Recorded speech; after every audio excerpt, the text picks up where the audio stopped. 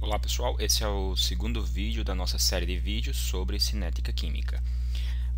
Nesse vídeo nós vamos abordar alguns conceitos em relação à velocidade instantânea de reação e os aspectos relacionados à dependência da velocidade com a concentração, que nós chamaremos de lei de velocidade.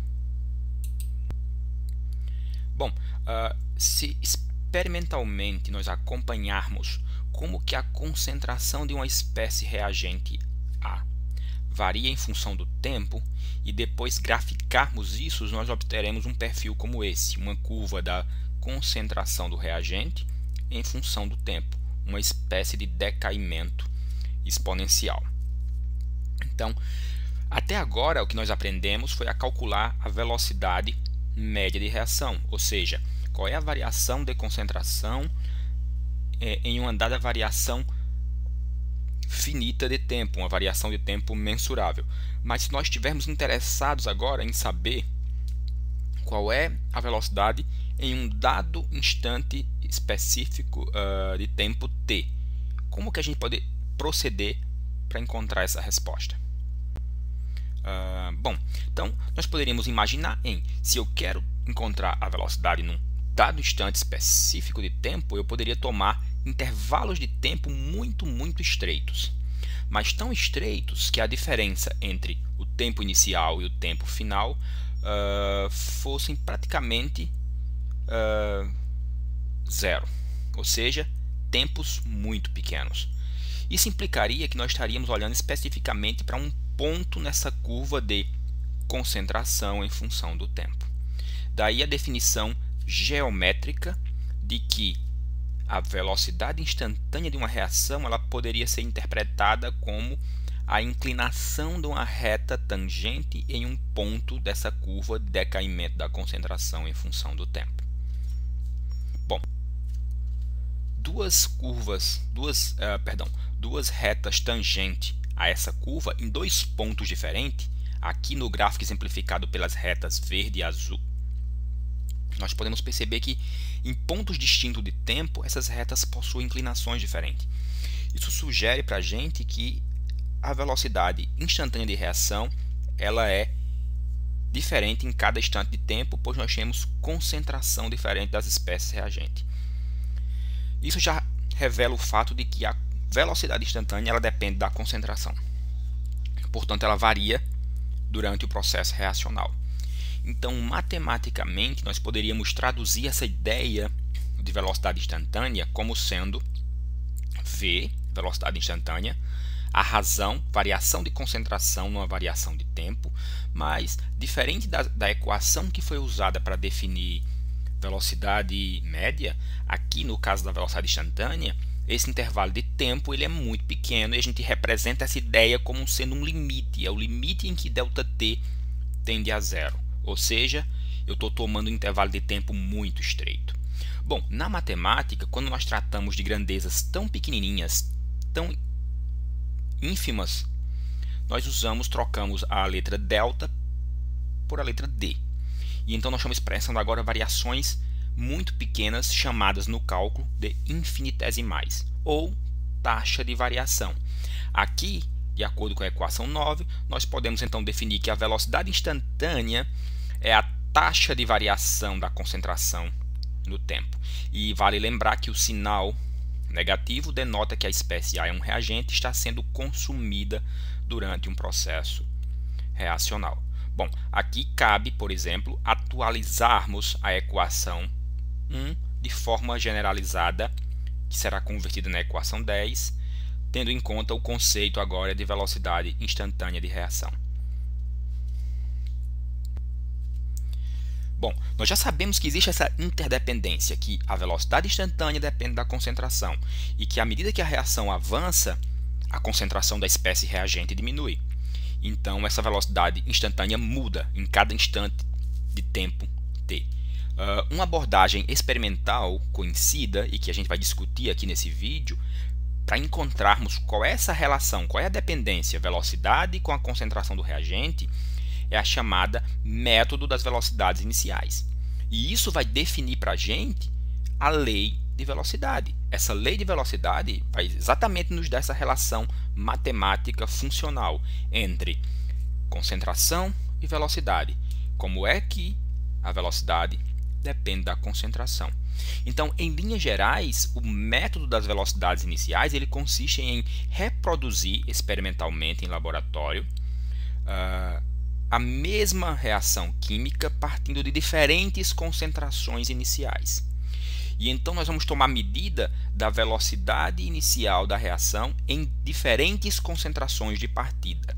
Isso nos permitirá avaliar qual é o impacto dessa concentração inicial sobre a velocidade de reação. Tá? Aqui, nessa tela, representa um pouco essa ideia, ou seja, partindo de uma concentração A, vamos encontrar uma velocidade Z, partindo de uma concentração duas vezes A, podemos encontrar eventualmente uma velocidade que é o dobro, e se partirmos de um experimento 3, em que vamos tomar meio da concentração do experimento 1, podemos eventualmente encontrar metade da velocidade encontrada no experimento 1. Bom, se nós representarmos graficamente esses experimentos, ou seja, o que esse gráfico representa? Eu tenho aqui diversas curvas de decaimento da concentração da espécie A. Cada curva em cor diferente representa um experimento diferente. A reação química processada com diferentes concentrações de partida da espécie A. Partindo de cima para baixo aqui na legenda, nós começamos o experimento com a concentração de 5 milimol por litros. Então temos essa curva aqui em ciano, que é a primeira curva, que mostra o decaimento de A. Depois, na cor magenta, em que o experimento foi conduzido partindo de uma concentração de 12,5 milimols e assim sucessivamente, o que nos dá essas curvas de decaimento para uma mesma reação química. O que nós temos que fazer agora é estimar qual é a velocidade inicial da reação, ou seja, nós temos apenas que traçar uma reta tangente aqui no início da reação. E a inclinação dessas retas tangentes, as diferentes curvas de decaimento da concentração em função do tempo, nos dará a velocidade inicial da reação. Então, essa abordagem consiste no método das velocidades iniciais. Bom, agora que eu conheço como é que a velocidade depende da concentração, uma vez que eu iniciei a reação em diferentes concentrações, eu posso proceder uma abordagem como essa. Eu tenho os valores de concentração inicial, que foram valores escolhidos, e eu medi a propriedade de velocidade. Concentração 0,5 milimols por litro, eu tinha uma velocidade 0,0490 milimol litros por segundo, e assim sucessivamente. Agora eu posso olhar para essa tabela e perceber como que é essa dependência. Tá?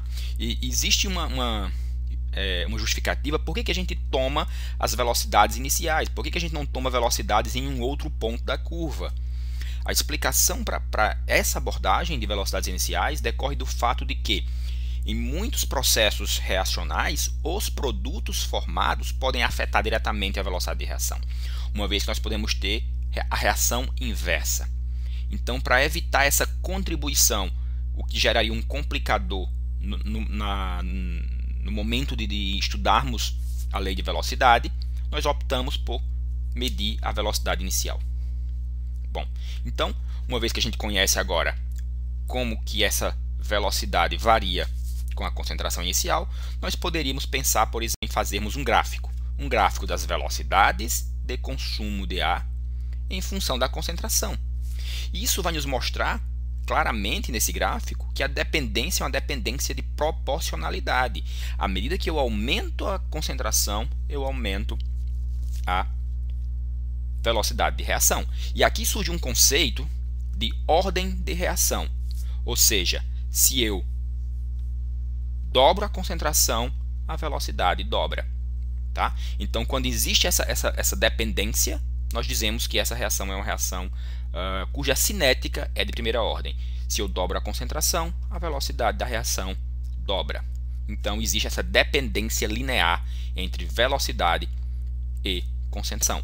O que, obviamente, essa relação de proporcionalidade, ela pode ser convertida numa igualdade, que está aqui expressa na equação 11, uma vez que eu introduzo uma constante de proporcionalidade K. Então, a velocidade de reação ela é igual a uma constante K, tá? E essa constante ela vai ser melhor discutida durante os vídeos da videoaula de cinética química. Por enquanto, entenda que ela é uma constante de proporcionalidade, que torna a proporção em uma igualdade. Então, essa velocidade de reação será igual a K vezes a concentração de A. Bom, nós definimos no início do vídeo que essa velocidade instantânea ela era uma taxa de variação de A no tempo. E nós expressamos isso em termos de variáveis infinitesimais. Nós chamamos de dA sobre dt. Então, nós podemos igualar agora as equações 9 e a equação 11 e chegamos na equação 12, que nos fornece a lei de velocidade para uma cinética de primeira ordem. Ou seja, como é que é a dependência, velocidade e concentração para uma reação de primeira ordem. E aqui vale lembrar que essa ordem de reação expressa essa interdependência velocidade-concentração, que para a primeira ordem equivale a uma proporcionalidade direta. Se nós dobramos a concentração, a velocidade dobra. Portanto, o comportamento visual gráfico que eu vou observar é uma dependência linear. Eu vou observar isso como uma reta. E, matematicamente, eu tenho que a taxa de variação da velocidade, expressa como dA sobre dt, é igual a uma constante vezes a concentração da espécie reagente. Bom, um outro cenário em que essa dependência ela não seja linear, tá? E poderia ocorrer de forma, por exemplo, quadrática, em que, à medida que eu dobro a concentração, eu tenho que a velocidade vai ser aumentada por um fator de 4. Então, aí não existe mais uma dependência de proporcionalidade direta, mas sim uma dependência quadrática. E eu vou perceber claramente que uma reta não se ajusta aos pontos experimentais, ou seja, as velocidades iniciais em função das concentrações. Portanto, essa proporcionalidade direta não se verifica. Então, aqui eu tenho um outro tipo de dependência entre velocidade inicial e concentração da espécie reagente. Eu tenho uma relação quadrática. E eu vejo que uma parábola, que seria a representação geométrica da equação quadrática, se ajusta melhor aos dados experimentais que relacionam velocidade inicial e concentração. Portanto, o que eu tenho é esse tipo de relação.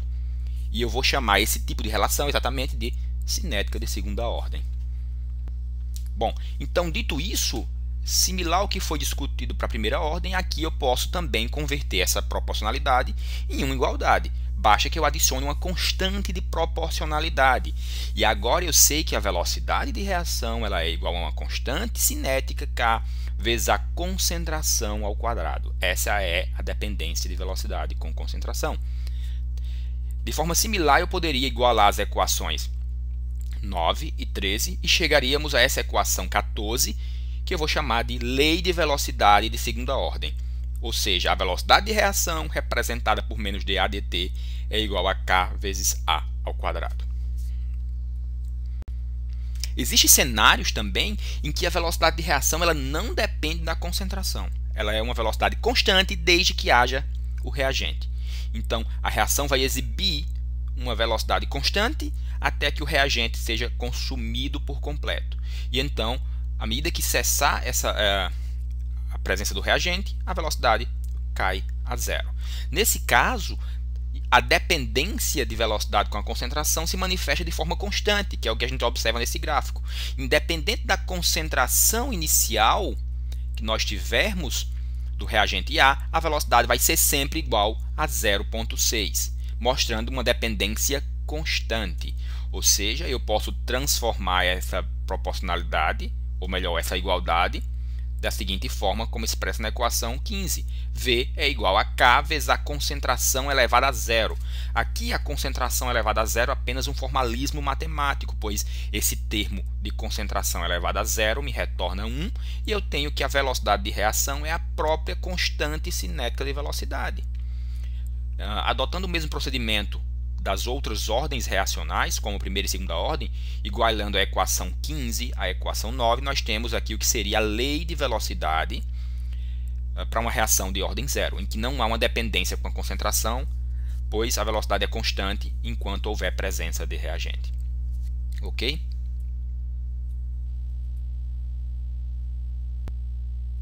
Bom, então, resumindo, nós temos, ou pelo menos nós discutimos nesse vídeo, 3 ordens de reação, ou seja, 3 tipos de dependência entre velocidade e concentração, a ausência de dependência, que seria expressa por essa reta vermelha, a ordem zero, aqui a equação expressa com letras vermelhas, ou seja, V é igual a K, ou seja, essa velocidade V, que é a taxa de variação, é diretamente igual a K.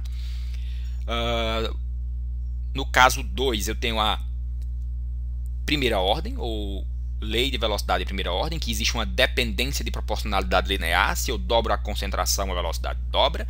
Essa dependência é uma reta, eu posso representar isso geometricamente como uma reta. E aqui em azul eu tenho as respectivas equações das leis de velocidade de primeira ordem.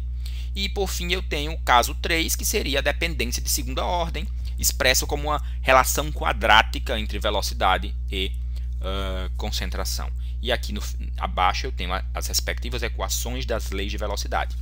Note que as leis de velocidade, para chegar a essas equações, nós derivamos de experimentos hipotéticos. Nós fizemos suposições de realização de experimento, o que mostra que as leis de velocidade são puramente experimentais, ou seja, são relações encontradas de forma empírica. É preciso ir ao laboratório, fazer as medidas experimentais e encontrar como é que se dá essa dependência entre velocidade e concentração. Bom, então essa equação empírica que relaciona velocidade e concentração é a lei de velocidade. A dependência de V com cada espécie química é dita ordem da reação em relação a essa espécie química. E a ordem global da reação, se eu tenho múltiplos reagentes, vai ser a soma dessas dependências. A gente vai ver isso de forma mais clara em um exemplo. Tá? Então,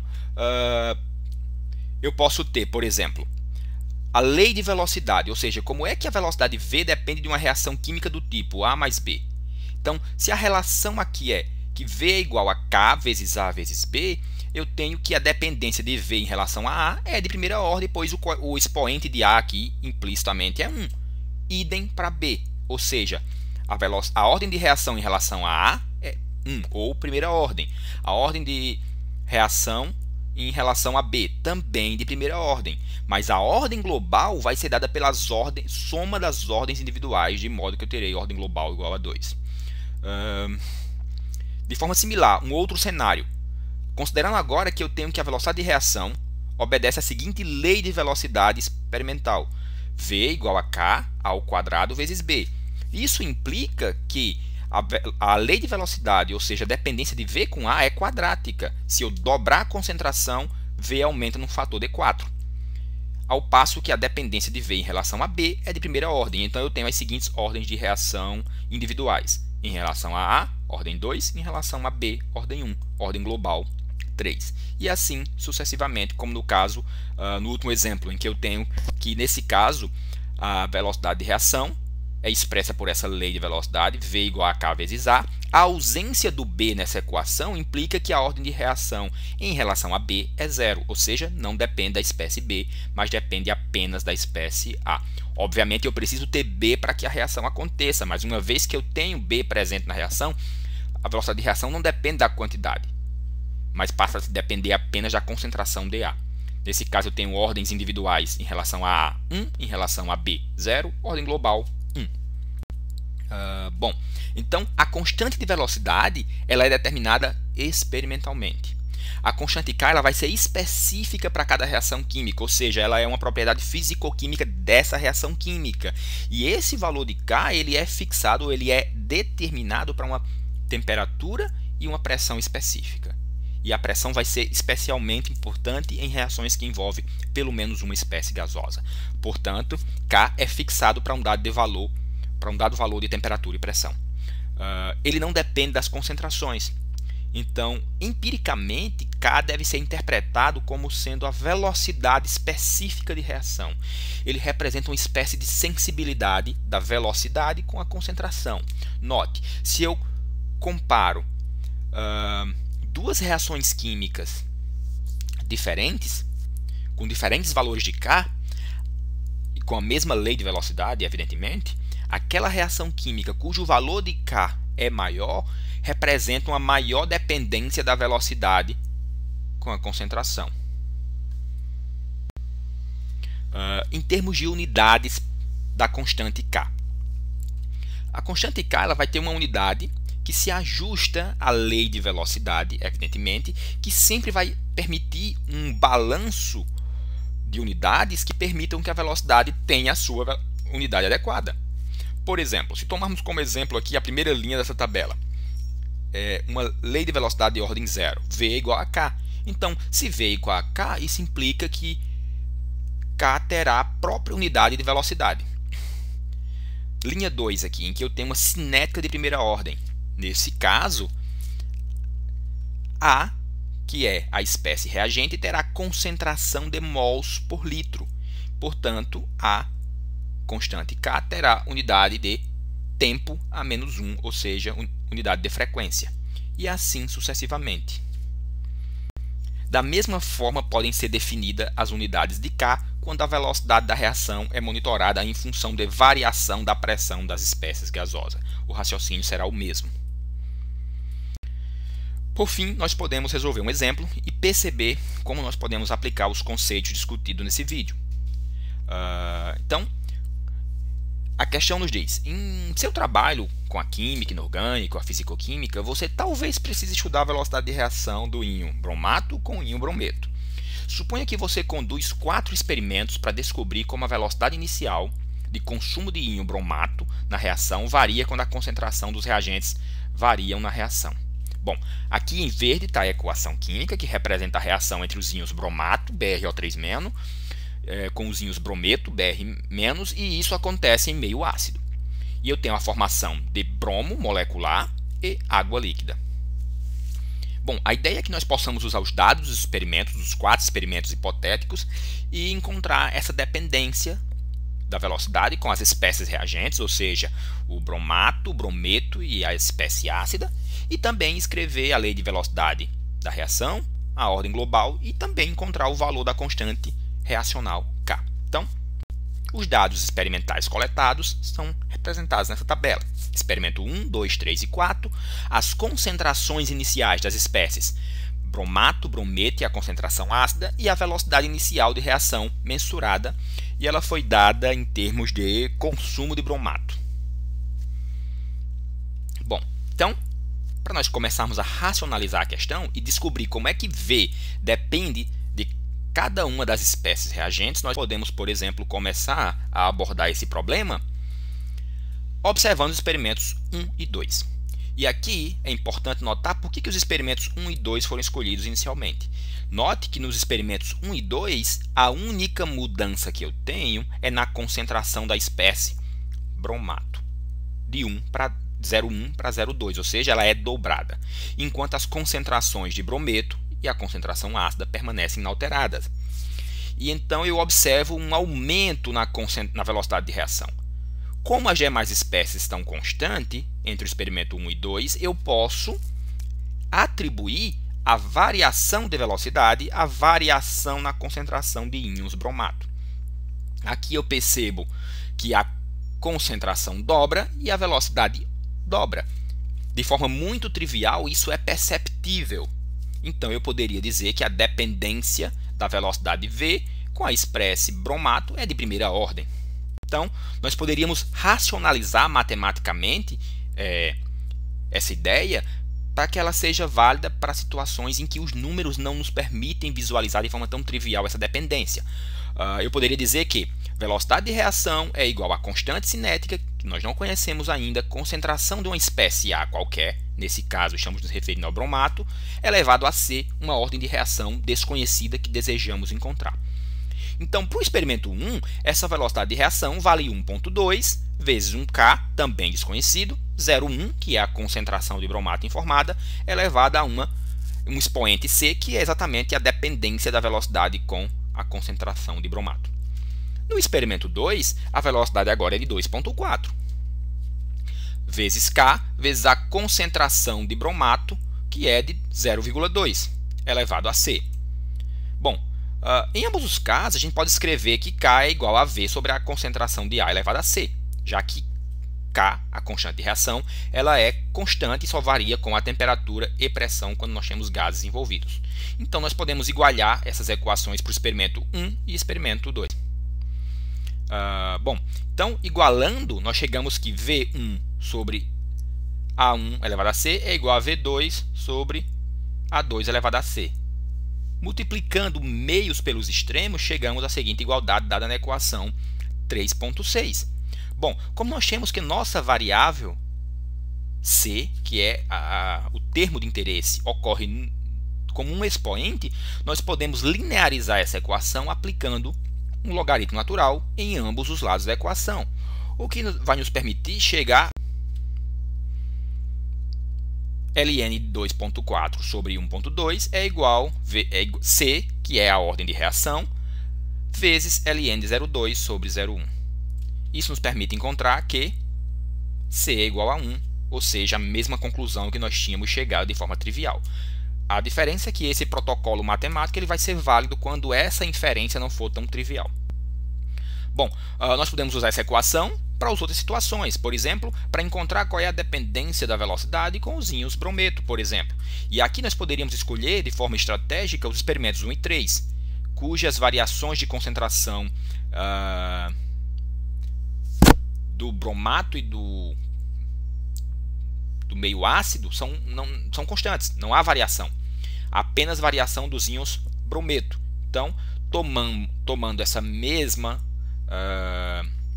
linha de raciocínio, chegamos à conclusão que a ordem de reação em relação aos íons brometos também é de ordem 1, ou seja, cinética de primeira ordem. Quando aplicamos esse mesmo raciocínio à espécie ácida, agora considerando os experimentos 2 e 4, chegamos à conclusão, resolvendo a equação 3.9, que essa dependência é quadrática. Bom, agora que nós conhecemos todas as dependências em relação a cada uma das espécies reagentes, isso nos permite escrever a lei de velocidade experimental, que a velocidade da reação ela é igual a K, a constante cinética empírica, concentração de bromato elevado a 1, concentração de brometo elevado a 1, concentração ácida ao quadrado. E a ordem global vai ser exatamente dada por a soma desses expoentes, ou seja, ordem global igual a 4. Isso nos permite agora, usando essa lei de velocidade, calcular o valor da constante K. Basta considerar algum dos experimentos, quaisquer, escolhido de forma arbitrária, porque nós conhecemos a velocidade, conhecemos a lei de velocidade, então podemos simplesmente calcular o valor da constante K. Por exemplo, K seria igual a V sobre a concentração de bromato vezes a concentração de brometo vezes a concentração ácida ao quadrado.